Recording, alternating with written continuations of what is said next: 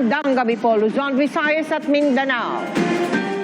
May mga nadiskubring sikretong lagusan sa Cathedral ng Kingdom of Jesus Christ sa ika-6 na araw na paghahalughog para ihain ang warrant of arrest kay Pastor Apollo Kibuloy.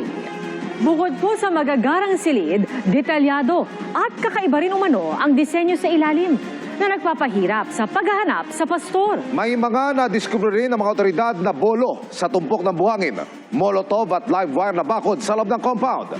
Nakatutok live si June Veneracion. June. Emil, Pia at Mel, ipinakita ngayon ng DILG at PNP ang ilan sa mga hamon na nagpapahirap umano sa mga pulis sa kanilang paghahanap kay Pastor Apollo Kibuloy sa loob ng compound ng Kingdom of Jesus Christ. Sa pagpasok ng mga pulis sa cathedral ng KOJC ay nakita nila ang mga sikretong lagusan na ayon kay DILG Secretary Benhur Abalos ay papunta raw sa kwarto ni Pastor Kibuloy. Meron ding magagarang silid at sa ilalim ay makikita naman ang basement.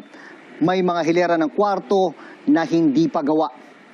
Ang mga intricate design ng mga istruktura ay kabilang daw sa nagpapahirap sa mga pulis sa paghahanap kina Kibuloy at mga kapwa niya akusado. Noong mga unang araw ng operasyon ay ginamitan din daw ang mga pulis ng laser light.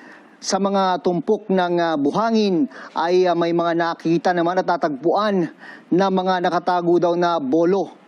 Ang bakod, meron pang live wire. Meron din mga Molotov cocktail. Pero sa kabila nito, tuloy-tuloy daw ang paghahanap.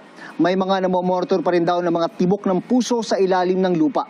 Indikasyon na posibleng may mga tao pa rin. Bukod sa ground-penetrating radar na kaya makadetect ng tibok ng puso sa ilalim ng lupa, ay may mga iba pa raw makabagong teknolohiya ang ginagamit ngayon sa paghahanap kay Kibuloy. Pakinggan natin ang pahayag ni DILG Secretary Benhur Abalos at PNP spokesperson Colonel Jean Fajardo. So, napakahirap sa totoo lang. Napakahirap.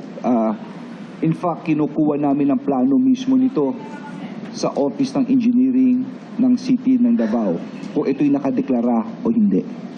Kasi kung hindi nakadeklara ito, ano ito? Diba? It's a violation. Ba't hindi nakadeklara? Lahat ng intricate things na ginawa at binuo po doon, no?